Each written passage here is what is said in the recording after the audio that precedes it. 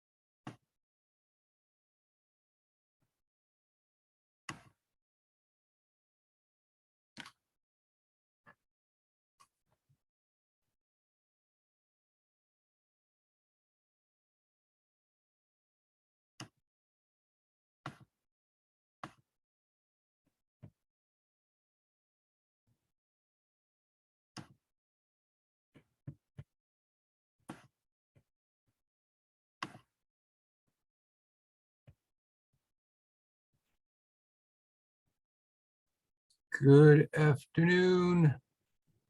Well, hi, Colin. Hey, Lloyd, hold on. All right, Lloyd, I just wanted to make sure you could get in and you have what you need.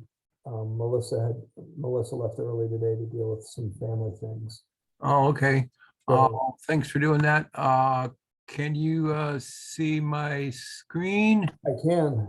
This 2022 scorecard for state ESG applications is up. I can see it. Yep. Excellent. Okay. All right. I'm going to jump out because I'm supposed to be interviewing somebody shortly. Okay. So I'm going to do that, but I just want to make sure you had what you needed. Yeah, I may not get anybody else on the call, but I need to do a recording of kind of an orientation to these scorecards. So I'll do it and Perfect. get it done. All right. Thank you, sir. Thank you, my friend. All right. Talk to you later. Okay, bye-bye.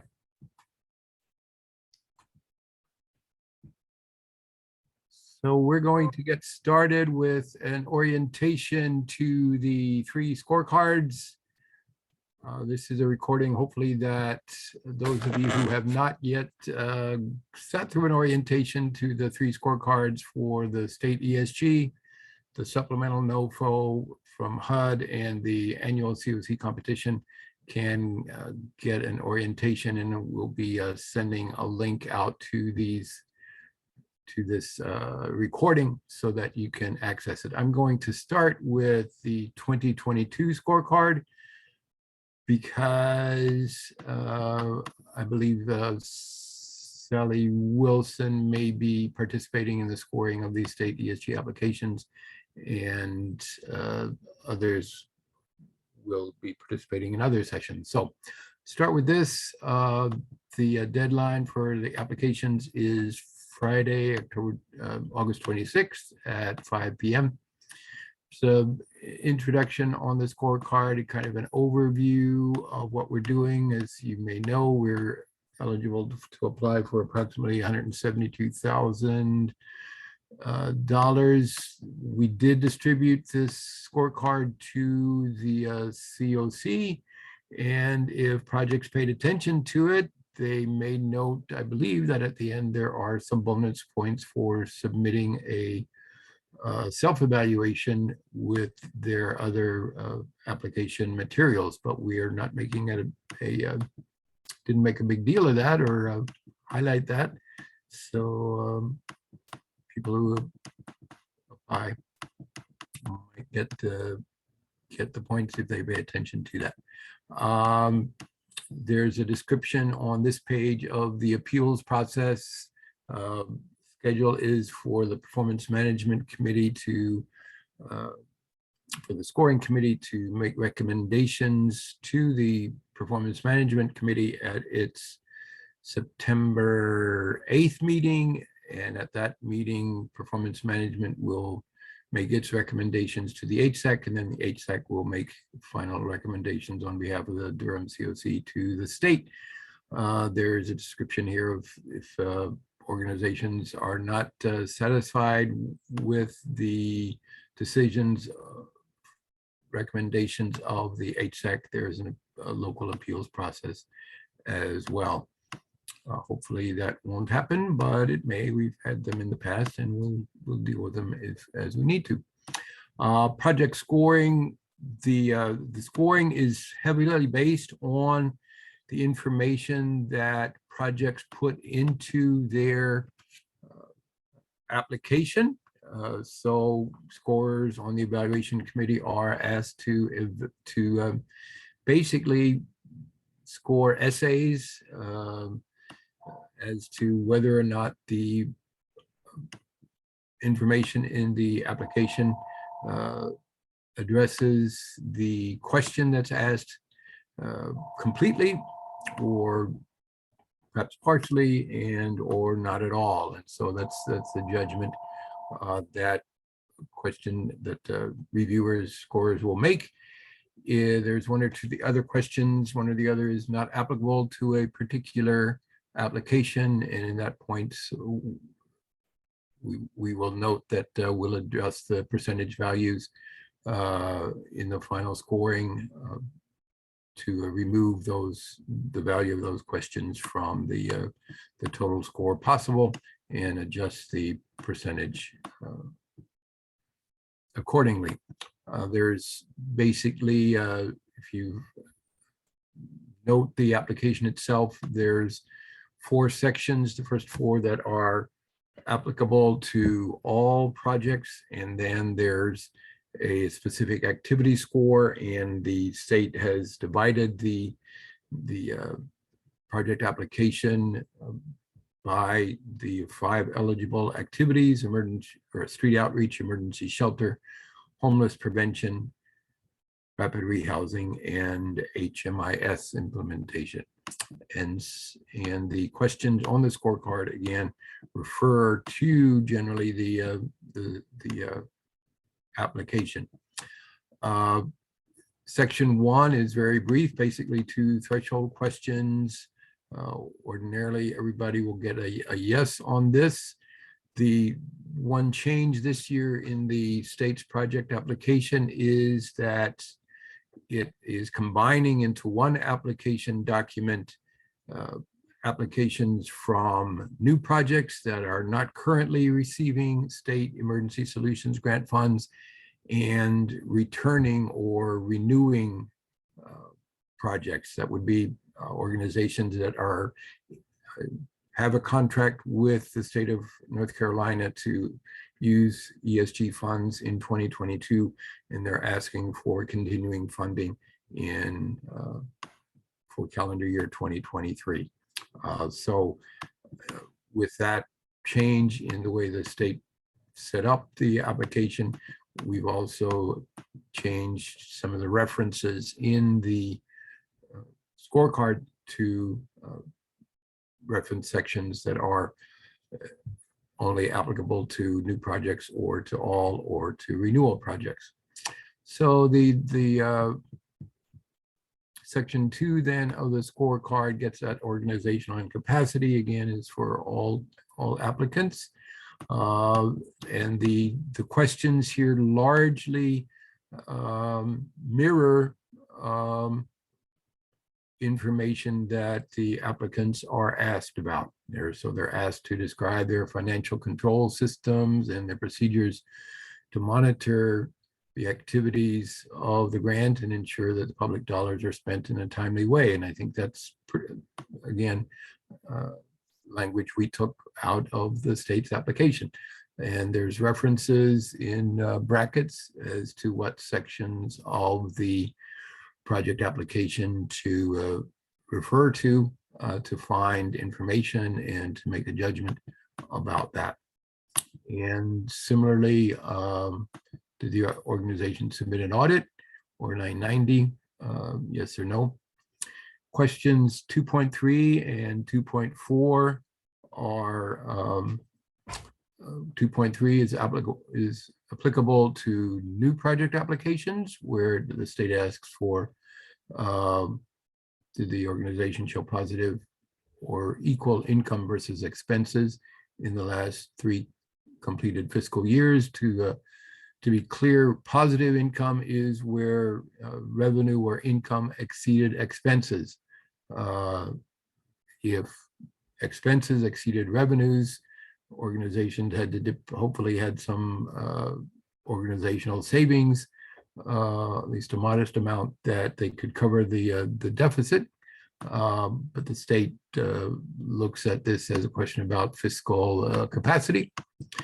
The state does not ask for the same information from returning applicants.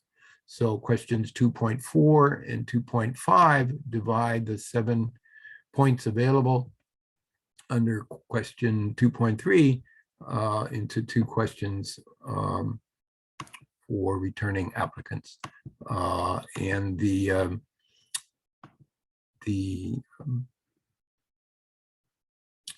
2.5, I have received and will state it here. The organizations, one organization, renewing organization, Families Moving Forward, has spent more than 50% of its 2022 award by the end of June. They had spent 81%. Housing for New Hope has only earned 2 points on this question, as they've only spent 37% of their available funding this year. And Open Table Ministries, which we're expecting to apply, has spent less than 20%. They've spent 19.72%. So they just missed the threshold there and do not get any points under this. The state does expect organizations to spend the grants in a timely way. And so, grant of 120,000, the state would expect an organization to expend about $10,000 a month, give or take. And so they do look at that, and so we do as well. But findings, generally organizations do not, and I should say Families Moving Forward, Housing for New Hope, and Open Table Ministries, we are anticipating that all 3 of those organizations are going to reapply. We won't know for sure until August 26th at 5 p.m. In good standing with the city, we'll provide responses to this in when the committees meet. So it's a question that does not need to be addressed at this time. Question 2.12, you can look at the entire application to make sure these documents are there. Moving on to staff capacity, training, and lived experience. Again, does the staff have capacity to adequately administer the proposed project?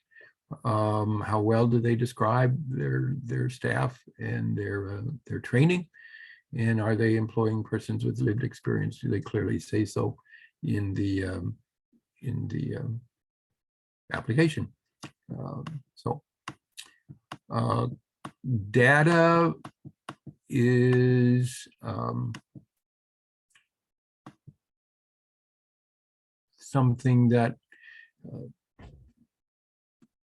reviewer scores should answer questions 4.1 and 4.2 based on the information in these sections as noted. Questions 4.2, 4.3, and 4.4. I'm not sure. I believe the state isn't asking organizations to upload an ESG caper. If there is one uploaded to the application, you can feel free to score questions 4.3 and 4.4. And if it's not available, the staff, myself, will be providing information for 4.3 and 4.4 to the committee when we get together. So that's, again, the sections 1 through 4, brief overview. We'll review the scoring for the particular activities that are funded. To be clear, again, the committee will be responsible for making judgments about the narrative sections, any performance data. We at the department will handle analyzing the ESG capers and providing responses to you based on our analysis of the information in the ESG caper. And I've already completed that scoring, and will again share it with the committee when we meet in person, or perhaps sooner. I may get it to you middle of next week, so that you can add it to your scorecards. I would say too, I think I've sent out the scorecards via MS Word, so that scorers that want to complete their scoring within on a computer can do so just by adding their scores in the project score column. If you prefer to do it longhand, you can also print out copies that are needed for the projects that you'll be scoring, and complete it in longhand. So either way is certainly acceptable. We will be gathering your scorecards, although you will be scoring anonymously. That is to say, we will not be sharing the scores of individual scores of any one project with the project applicants themselves after this competition is concluded. So under street outreach, project description, do we have a sense that the organization knows what it's talking about when they're doing street outreach? Again, last year, I think Open Table Ministry was funded for street outreach activities. We anticipate they'll be doing it again this year. Does the organization have experience in implementing the street outreach project? Here's a breakdown of what would constitute, extensive experience. Could be considered 5 years or more. Medium experiments, some experience, 2 to 4 years. Little to no experience, less than 2 years. Eligibility requirements.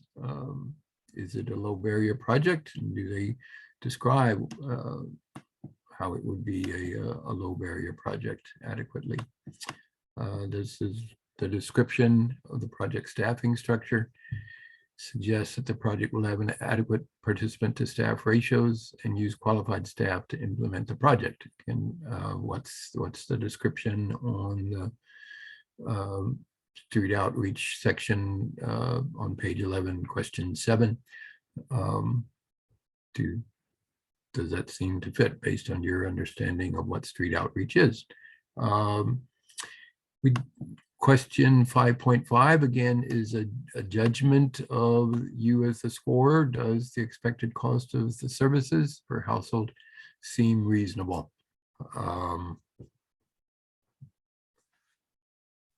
What's reasonable street outreach expenses? Again, we all might have our individual judgments, but when we can provide a housing subsidy for $10,000 a year to a person, and a street outreach project is asking us to fund street outreach where the per person cost is $10,000, one might question, well, for that amount of money, we could be getting a permanent housing subsidy, right, for that household. So that might be considered not necessarily a very reasonable cost for street outreach services if the project is not getting people housed. I use that just as an example. I'm not sure if I had to make a judgment myself. What what range I would use, but just a broad example. Again, on performance, our office will be providing these percentages based on information in the caper that we have analyzed. Give me a moment.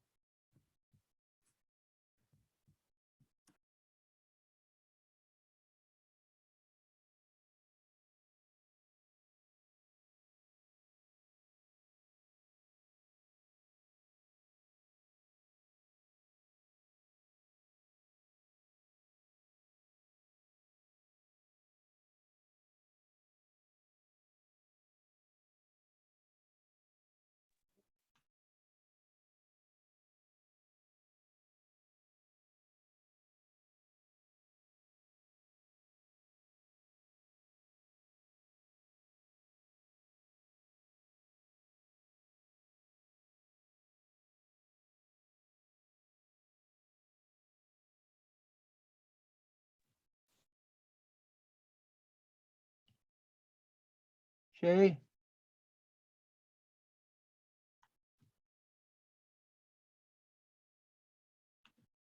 Shay?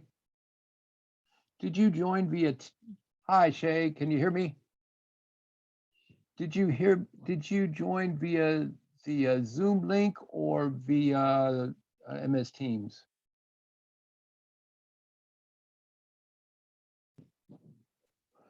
Okay, I asked Melissa to send out an invitation earlier today to join via Zoom because I can only share the recording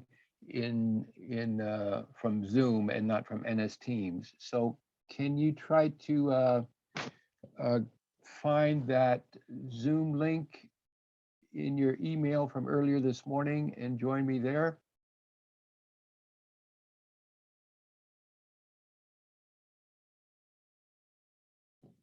Thank you. No worries. Okay.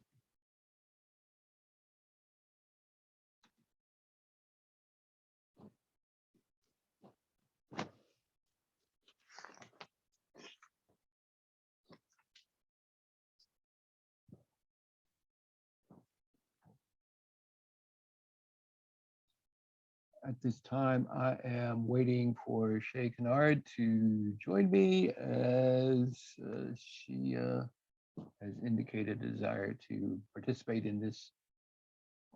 Shay, you're there.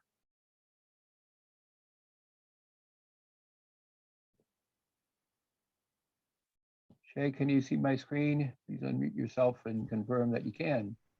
Yes, sir. All Hi, right. everyone. It's just you and I at the moment, but I am recording the session so that people, I know there's a couple of people who couldn't make either orientation, are going to be viewing this recording next week. So, Okay. But feel free to interrupt me if you have questions. I'm not sure if are you involved with scoring the state ESG applications?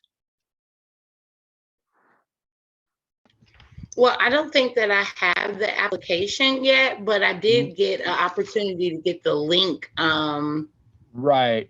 The deadline is not till tomorrow, but so you're helping with all three competitions, correct? Yes, sir. Okay. All right. So what I'm going to do is I'm going to continue with the orientation and invite you when I'll send out a link to this recording, and you can listen to the first portion of the orientation to the first Okay. sections of the state ESG application. All right. And if you have any questions, Perfect. let me know. And then for the rest of this, certainly, again, if you have questions, just let me know. With the screen sharing, it's difficult to see a raised hand, virtual raised hand, but we'll do the best. So don't be afraid to interrupt. All right, so it's, Now, is this similar to the previous scorecards that we were able to get approved and submitted last quarter? okay, the state ESG scorecard is similar from year to year, but Yeah. it is not the same as the COC scorecard. There are some differences. Okay. Okay, so the state has set up its project application. The big portion of it is by evaluating the activities or getting a description of the proposed activities. We will be evaluating the performance of our applicants as best we can. And in street outreach performance, the performance will be reviewed and evaluated by staff in the department, and we'll be sending you those numbers because our experience has shown that it's difficult for the reviewers or the scorers to make sense of all of the numbers in the ESG caper or the COC annual performance report when you don't do this kind of on a ongoing basis. So we'll get you these numbers, these percentages, and can help you with that. Similar, moving on to emergency shelter, I mentioned we are anticipating that Open Table Ministries is going to apply for renewal funding for street outreach. So we anticipate that. Families Moving Forward, we anticipate is going to be applying for emergency shelter funding for a combination, I think, of services and operating support.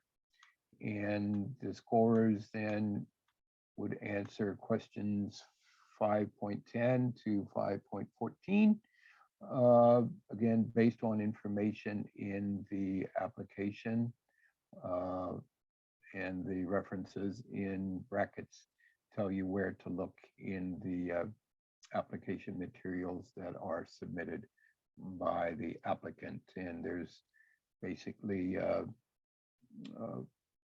kind of a 4-point or 3-point scale, yes, partially yes, no, or in the case of 5.10, 4-point scale, yes, mostly no, or no, right? So one of those, hopefully one of those scales would, you'd be able to fit your sense of things within one of those ranges. Any questions about any of these questions as you look at them, Shay? None so far. Okay. So coming to emergency shelter project performance, the ESG caper is what we use, and we will provide these again answers for these questions to the committee as to what their percentage score is, and I'll get those out to the committee next week, since I've already completed those calculations. And you may note that the percentages that we are using as satisfactory performance or full credit are the ones that are the satisfactory performance levels that the HSAC adopted in March of this year. And these are the only measures that we are scoring, is the ones that the HSAC adopted for emergency shelters. We're not anticipating any applications for homeless prevention funding, but since it is an eligible use, we do have questions on the scorecard to apply to an applicant if they are seeking homeless prevention funding. The questions again are very similar to questions that would be asked about other activities. So for example, 5.21, again, does within the application adequately describe how the project aligns with HUD, ESG guidelines, and Durham's written standards. I think there would be similar questions if we looked at other activities. Does it describe the project staffing structure? Again, the state's questions on the application are used to draft these questions on the scorecard, so that we base this heavily on what how the applicant responds to the questions on the scorecard. And when it comes to homeless prevention performance, again, we don't have homeless prevention benchmarks for the community, and as a result of that, we've actually had more questions in the description section that you might evaluate, and only one question about performance, which is something I think that the state might ask.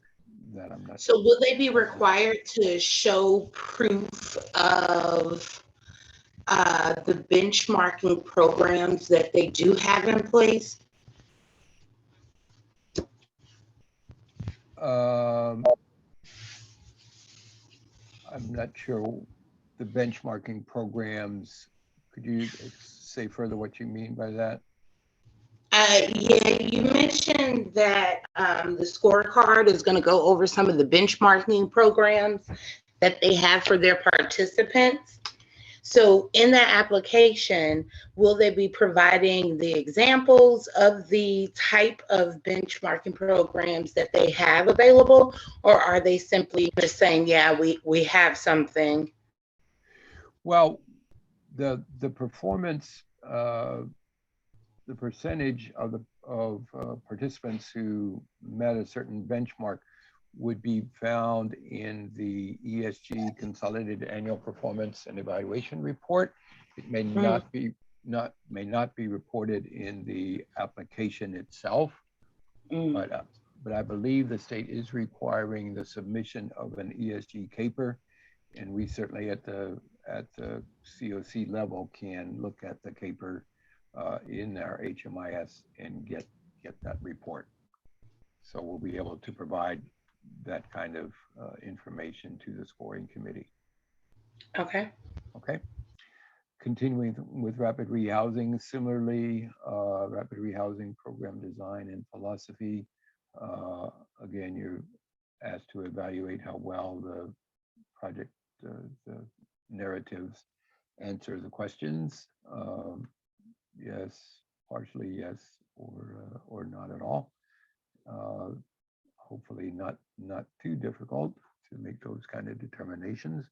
Again, the questions, I think for some reason here I switched from brackets to parentheses, but it's the same idea. Look for that particular section of the project application, and I give the page numbers and the question.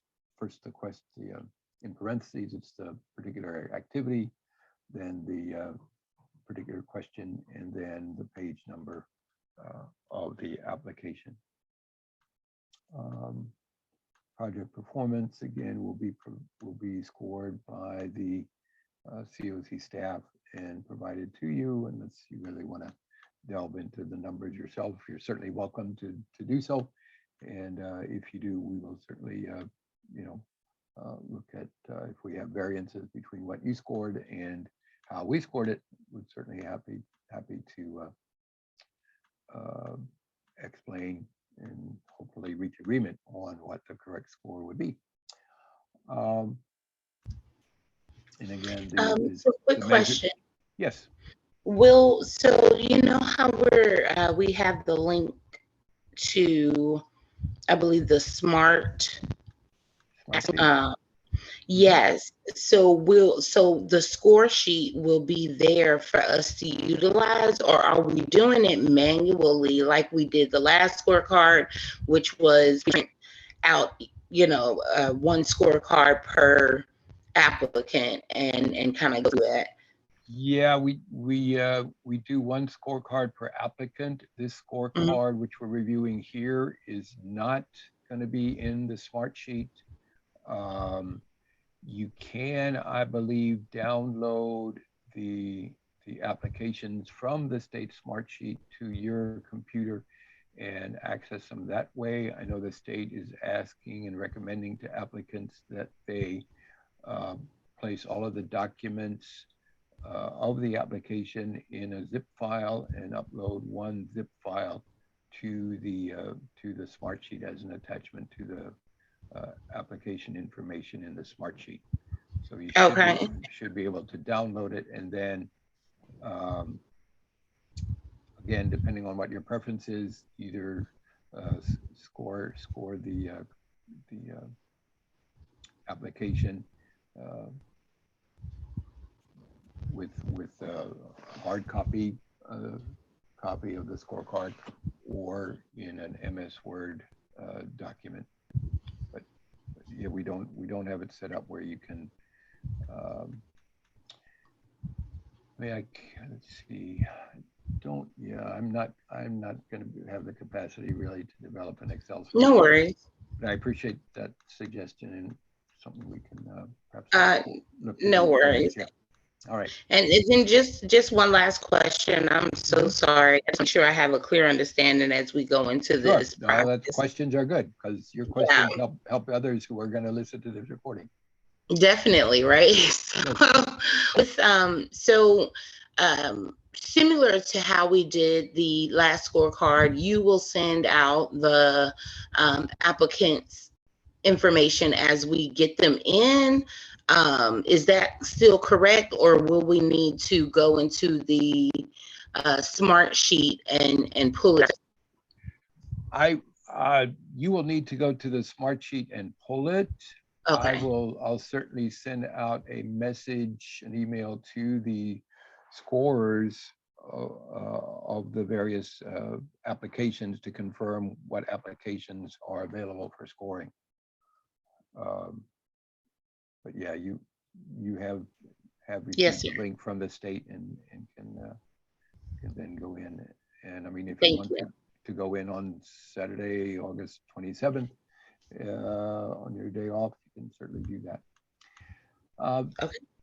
Reviewing coming to HMIS DV comparable database, we understand that the Durham Crisis Response Center, they've led us to believe that they're planning to submit an application to ask for state ESG funds to help them stand up their comparable database.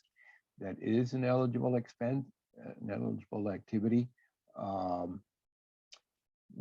We typically have not used ESG funds for that, but we may want to do that for the sake of getting DCRC's comparable database up and running. So, but there's only 3 real questions to consider as you look at their application. Should one be submitted?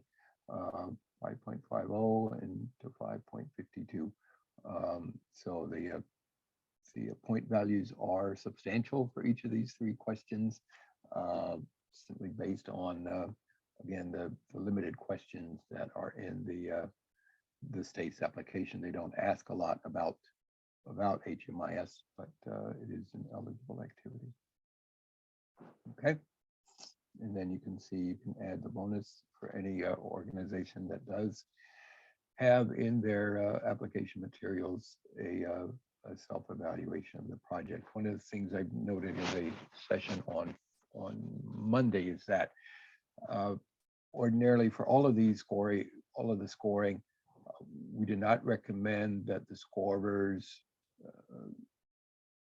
make judgments about your own scores for a particular question based on how an applicant may have rated themselves on their own self-evaluation, right? Just because it's in people's generally in their self-interest to score themselves well, right? We're all of the children in Lake Wobegon are above average, right? So basically, and we're not giving bonus points on how closely the self-evaluation matches the average scores of our scoring committee, but we're simply giving them bonus points for having completed a self-evaluation because we believe there is value in that, in letting applicants clearly know this is how your project is going to be evaluated, and that's all we're doing with that self-evaluation. Okay. We are going to move on by sharing the next scorecard, which I want to make the,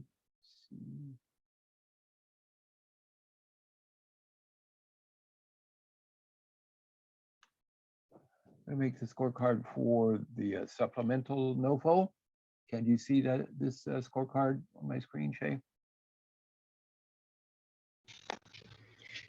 No, I no longer see the scorecard. I just see you. Okay. That's good to know, which is why I'm happy that you're on the call.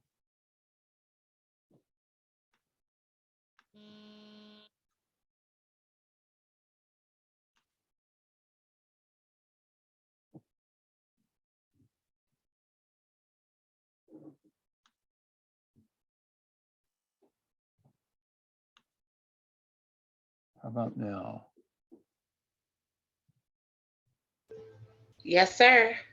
All right, so the scorecard for project applications for the supplemental NOFO. All of our projects are new projects. We have 2 applications to score that were submitted by yesterday's 3 p.m. deadline. One is from Housing for New Hope. The other one is from A&J Smith Community Development Corporation, I believe. So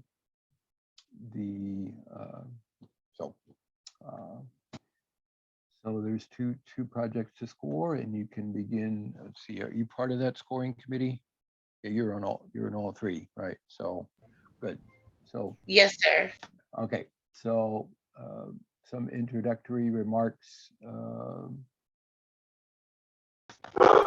We don't describe here the local appeals process that is described in Zoom grants. I'm still working actually to get access to Zoom grants for our reviewers. I'm having some challenges. I feel like I've set the reviewers up. I was going to say, I don't think I have any documents Right. as far as the card or the application to start. So if I could get a copy of that, I can start today. Okay. What I'll try to do then is before the end of the day, I'll just download the copies and send them to you. I'll send the application from Housing for New Hope. The main document, as you can see if you read these questions, is the eSNAPS application. The A&P Smith CDC application, they've not uploaded a copy of a eSNAPS application. So we don't really have a whole lot to evaluate at this point, which, they're a new organization, so we're trying to work with them. I'm not sure they have the organizational capacity to get funded, but we're going to try to do the best we can to help them make progress on submitting an application that we can evaluate perhaps in hopes that our efforts to work with them bear fruit, if not in this competition, in future years. So if there's an organization that is, getting, say for instance, an organization created 2021 and they learned about the HUD fund grants and they apply for it, is it beneficial? Because it seems like the scorecards are more so for more established businesses and companies that help in this type of environment. So if it was a new company, you know, what kind of help do you or do we provide to them in the event that they are trying to get a grant and they just don't have enough, you know, I guess participants to put in? How does that work? Yeah, that's a great question. What I said to one applicant recently is that this kind of funding is not really for funding a pilot project. HUD occasionally, or other organizations may occasionally, you know, fund pilots, new ways of doing things. This funding is largely intended to provide additional funding to organizations that are already using other funds to implement a similar kind of project. So, for example, you know, an organization that has never done street outreach,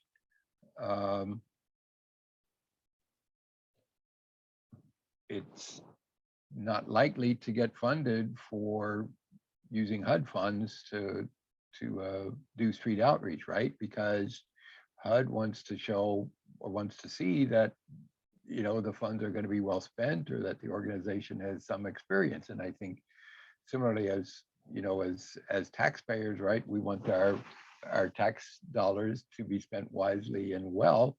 I mean, so that, you know, I don't think, you know, if we looked at local tax dollars, would we want the city of Durham to give our local property taxes to an organization that may not have the capacity to do what it says it's going to do? But certainly, I mean, it's a small amount of money for you know, a pilot. The city does, and the federal government too at times does some award some funds to experiment, right, with new ways of doing things. You know, you can see some of that going on at the local level and some at the federal level. But when it comes specifically to HUD funding to address homelessness, largely HUD has the idea of what it wants to fund with these funds. Is that helpful? Perfect. Thank you. Okay. So looking at experience under question 1, leveraging other resources. Question 2, description, financial management structures that strong, and then unresolved HUD monitoring findings. Generally, we've not had HUD unresolved findings or any findings that have been unresolved, but occasionally it's an important question because it could be a reason for HUD not to fund a project. And if we have an organization that has unresolved fundings, certainly would probably be at the bottom of our list of funding recommendations. Project description is the main part of the 100 points we have available under this scorecard. Again, basically evaluating narrative. Does the description provide a complete and thorough understanding of the project that addresses, as HUD says, the entire scope of the proposed project? Again, the eSNAPS application is where you're going to look to answer these questions. And there's a lot of narrative in eSNAPS in various sections. There's also just a lot of you know, basic information in the first section of the eSNAPS application. Have you evaluated? Did you participate in COC's scoring last year, Shay? Or just earlier this spring?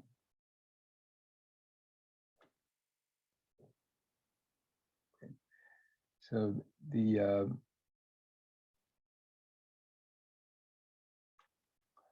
a table under 3B2 around when the project will get started if it gets new funding. So there's questions about that. Again, these questions come from the NOFO and information that is in the project application in eSNAPS.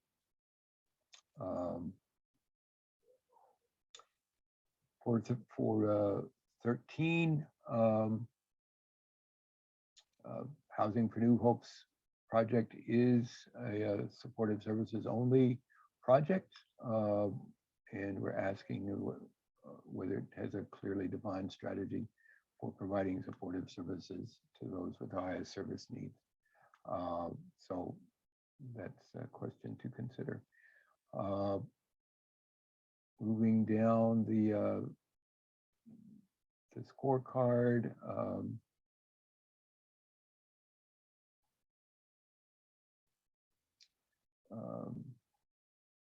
Question 16 is an important one, especially when you're looking at unsheltered people.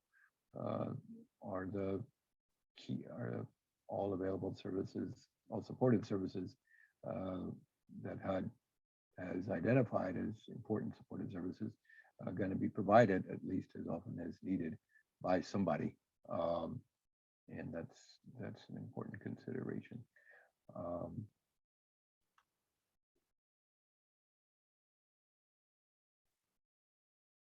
Continuing on, 18 points for budget, cost effectiveness, and match. We have indicated to applicants that match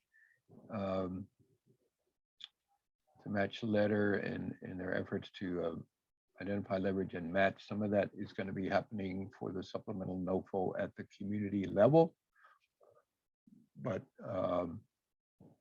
so we can still evaluate it. But when we consider our funding recommendations, we'll certainly be willing to work with applicants to ensure that the match requirements and the leveraging requirements are met before the October 20th deadline.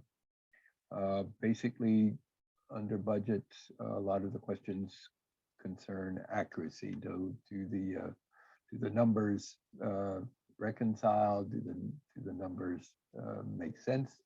Are there accurate quantity descriptions? Do you have a sense for, okay, if we're asking for example, transportation assistance, is there some sense of how many access bus trips, $5,000 worth of transportation assistance is going to purchase, or is it just a number that came from somebody's head or from a spreadsheet where they didn't provide any information about how they came up with that number.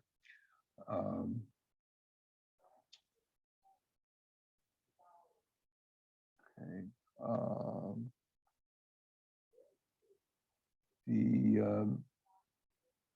HUD priorities this is a question that we revised after a discussion with the Performance Management Committee. Priority for this NOFO, as we know, is really to address unsheltered homelessness.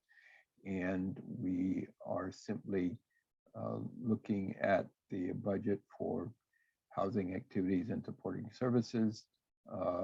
We removed any reference to administrative costs. So we're simply looking at what is the percentage of the total budget that is devoted to housing and supportive services, and suggesting that for full credit, that percentage should be 95% or above, so that a project that is devoting, for example, 10% of the project budget to administrative costs, which is allowed by HUD, would not score as well on this section as an organization that only is taking 5% of administrative costs and is devoting the remainder of the budget to housing and supportive services. So when the score is reduced by 1 point for every percentage point or fraction thereof,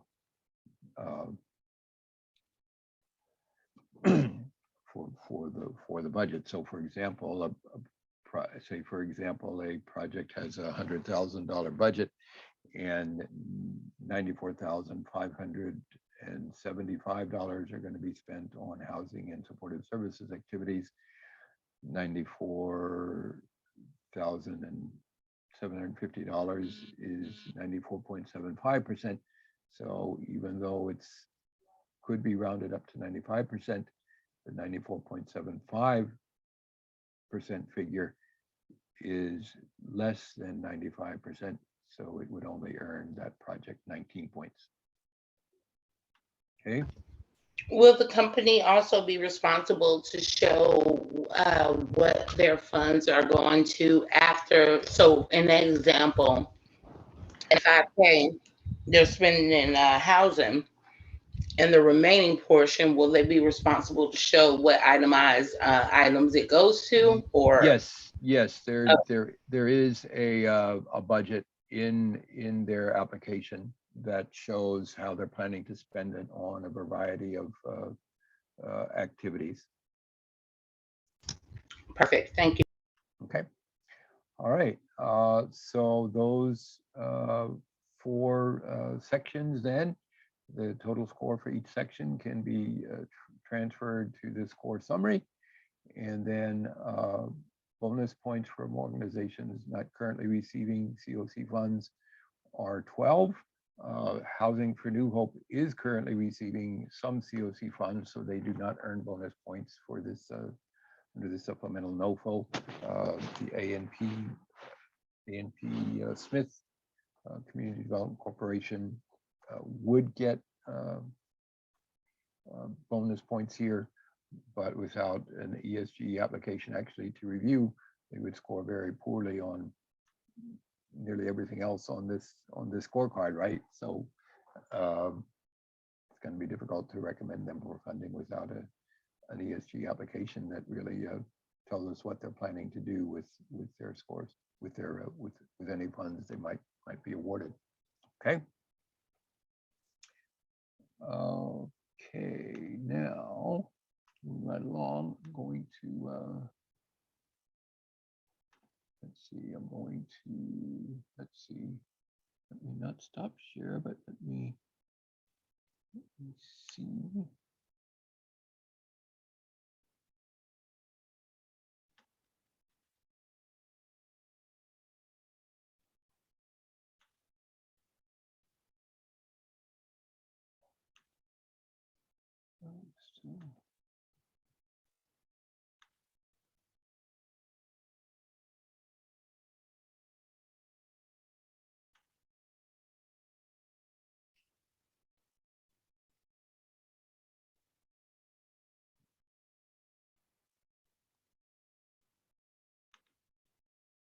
All right, let me.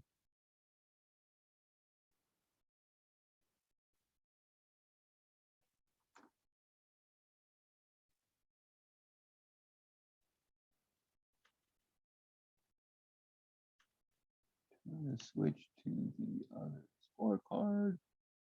Okay, this is the supplemental NOFO, so I'm going to close that tab. And then, you still with me, Shay? Yep, I'm still here. All right, let me try to.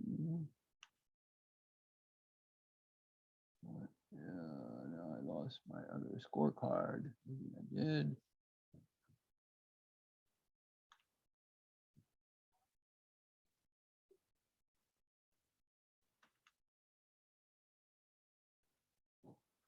Can you see the 2022 scorecard for new projects?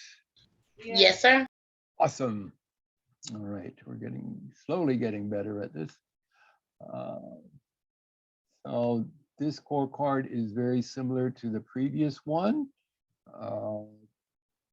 Nearly identical, really, because it's also for new project applications for COC funds, and we are anticipating that we will have several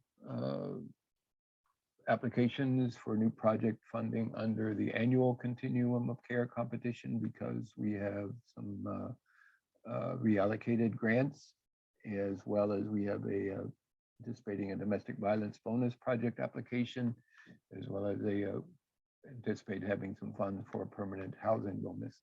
So not necessarily a whole lot to say about this scorecard beyond what's was shared in the review of the previous scorecard for the supplemental NOFO.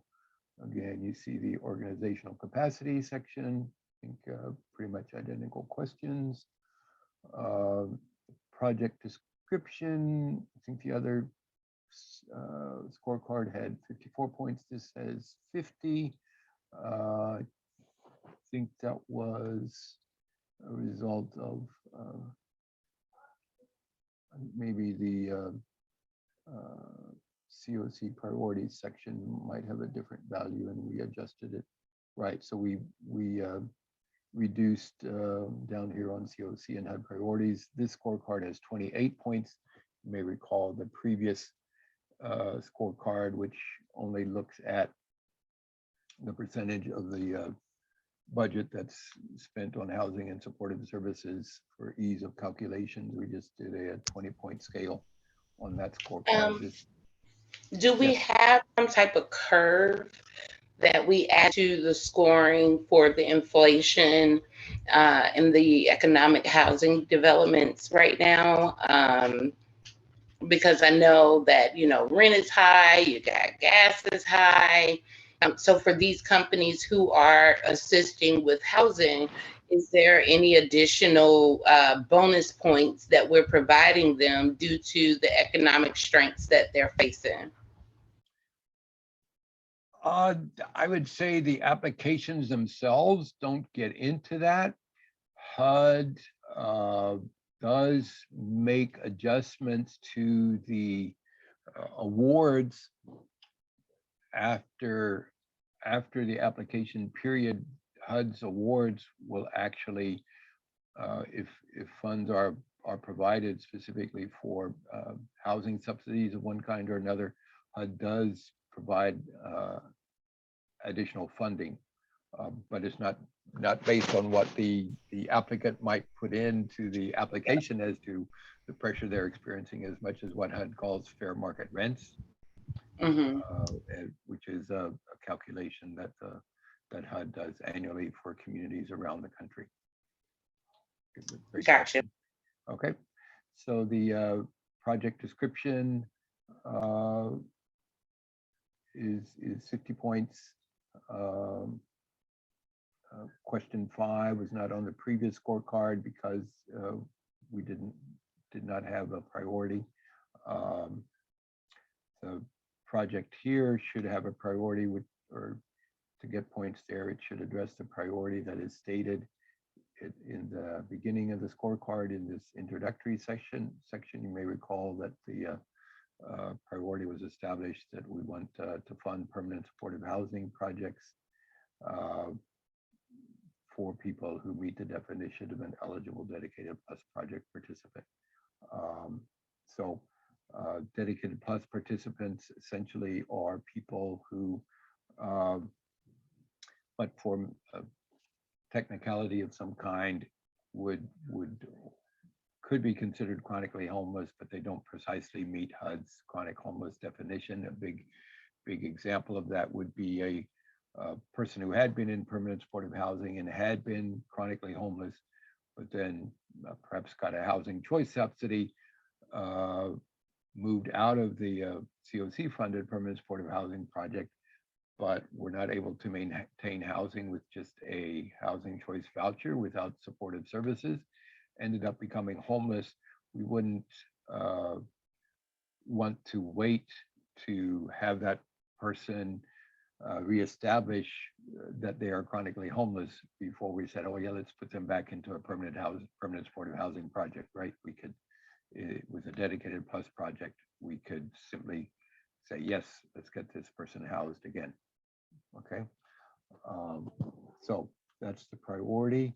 I think that is a question that's not on the other scorecard. Project description, housing first is a real important priority for HUD. It's becoming even more important as if you read the NOFO and the supplemental NOFO.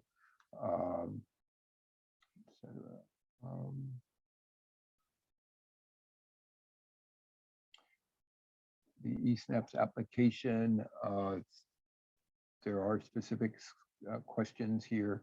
And these are questions, these 4 items under question 8, as well as under question 9, are specific items in the application. And so I think basically, as if you scroll through the PDF of the application, and you'll be able to answer these questions in successive order. I think it goes pretty well with the eSNAPS application. Again, question 10 is kind of based on information in the eSNAPS application, specifically question 4A.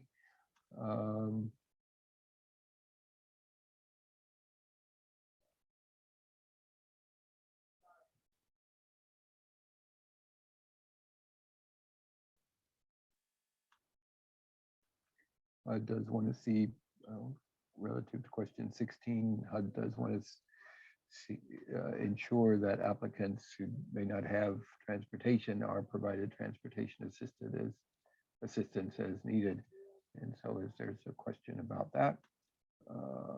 Participants as well with mainstream benefits. I would say that's an area that perhaps all of our permanent supportive housing projects in our COC as a whole